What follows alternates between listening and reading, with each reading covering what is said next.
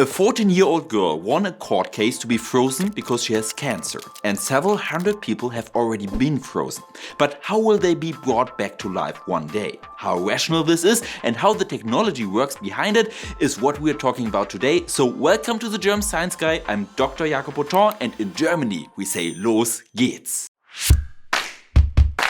Freezing yourself is now a big trend. However, the exact number of people who are currently frozen is relatively difficult to determine, and there are very different numbers in the media. But I asked CryoSwiss, a Swiss company that freezes people. The email was in German, but I translated it into English here. The three largest companies, Alcor and Cryonics from the USA and Cryorush from Russia, currently have a total of 396 deceased people in ice-cold nitrogen containers. At Alcor alone, around 1,300 living people have already signed contracts stating that they want this to happen after their death.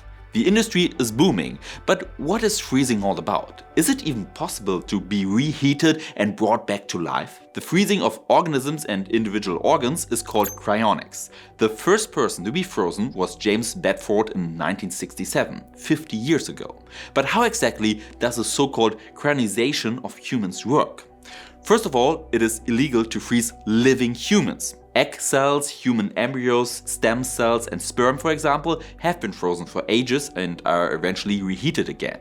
But they are alive. Humans, on the other hand, must be clinically dead.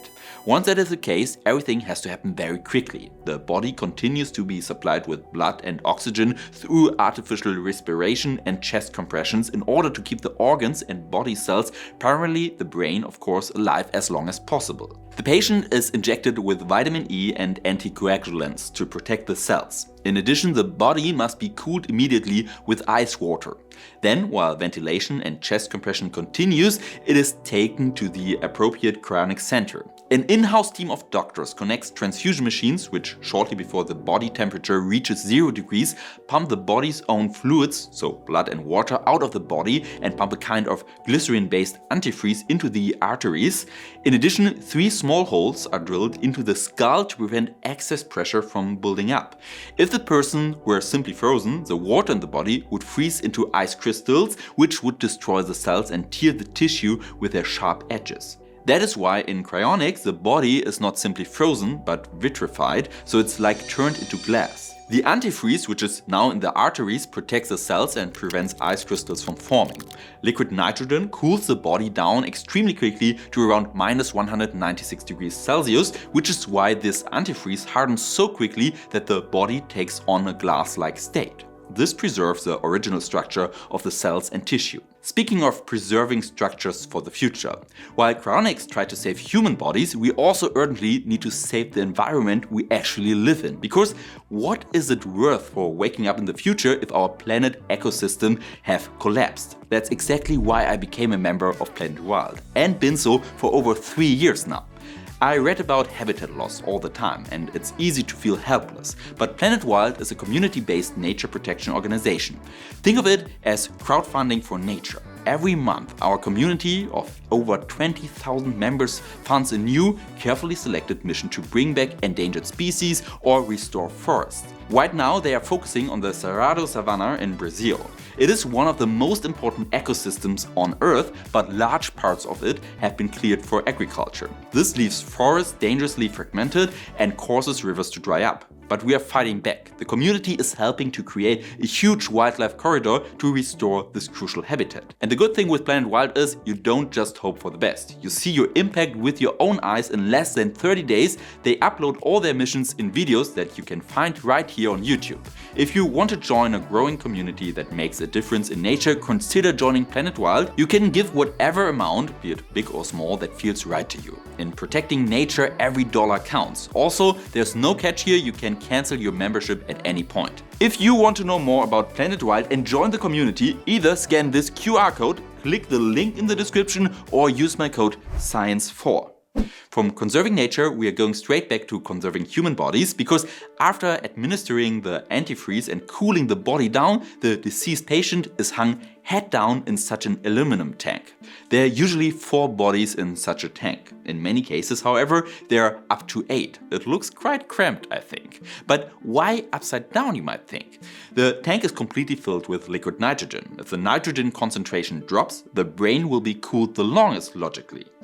Incidentally, many people only have their heads frozen so that their brains are preserved. In the event of reheating, the head would be placed on a borrowed body, or who knows what kind of artificial bodies or cyborgs there will be around then. Okay, so now we know how it works with vitrification, but let's get down to the question, what's the point of it? Do cryonicists really believe that the dead can be brought back to life?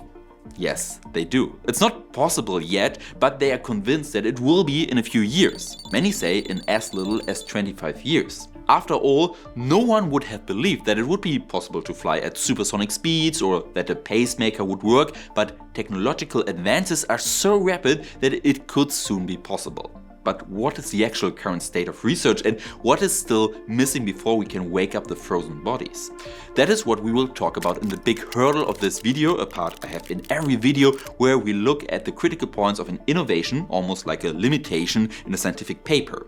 If you like this approach and also like that I always state my sources, feel free to subscribe and maybe even become a member of this channel and support my work with that. Okay, so what is the current state of research? Individual organs can already be frozen and reheated again. At least that's what American cryobiologist Gregory Fahy and his team say, who reportedly reheated a rabbit kidney vitrified at approximately -135 degrees Celsius and successfully transplanted it into a rabbit again. The transplanted kidney apparently recovered quickly and then functioned normally. Even individual microorganisms such as nematodes or leeches can be revived from a frozen state. According to a study by Alcor, the largest cryonics provider, the worm C. elegans is said to have even retained its memory. The worm was still able to recognize smells after deep freeze sleep.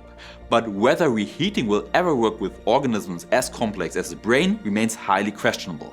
And these are statements made by the companies themselves, so they can be critically questioned. The fact is, reheating bodies is not possible with current technology. Significant problems remain unsolved. For example, how to remove the toxic antifreeze from the body cells, whether the damage course is repairable, and how to gently reheat the preserved bodies. If this is done too quickly, ice forms in the cells around freezing point, which brings us back to the ice crystal problem mentioned earlier. If it happens too slowly, tissue that has already been reheated begins to decompose. And as just mentioned, the antifreeze is toxic to human cells, which means it would have to be removed from all cells during reheating before new blood can flow through the veins. In addition, the people died naturally before being placed in cold storage. If reheating were ever to work, all the diseases that they had before their death would also have to be cured. But cryonicists believe that it will work someday, that medicine and technology will eventually advance to the point where deceased people can be brought back to life. They believe that new reheating methods, as well as nanotechnologies and advances in 3D printing of cells and organs, will bring the breakthrough. And I find this whole topic super interesting, and if you want me to make another video about it, because it's such a big topic, please write it in the comments, because as we all know, especially in Silicon Valley, like the whole longevity topic is a huge one, and I have many topics that I can make a video about. One method, for example, could be that new stem cells could be injected and all old and diseased organs replaced with new ones produced in a bioprinter. I know this sounds crazy, but actually I even visited a startup that is currently working on this. Okay, one more topic we have to talk about cryonics. It is the price. Well, the cost, if you do it in the US, is around $200,000 if you want to have your whole body cryonically preserved, and $80,000 for your head only. In Russia, on the other hand, it's a real bargain at all, 30,000 euros for the whole body. But you have to help preserve the other patients during your lifetime, for example by refilling the nitrogen. What the hell, that sounds kind of like watering your neighbor's flowers, but actually people believe in that and people are doing it right now. I'm really curious if you would ever do this. Would you ever freeze yourself? Please write it in the comments. And at the end, quick reminder before you go, protect nature from your sofa. With Planet Wild, you can make an impact without being on the ground yourself. And if you want to know where exactly your money is going, click right here on the screen to watch how the Planet Wild community is restoring the Cerrado Savanna in Brazil. And there's another video from my channel here that is a little bit more a solid innovation. it is about a solid state battery. Sorry for the joke here. And with that, I say auf Wiedersehen, which means goodbye in German, your Jacob.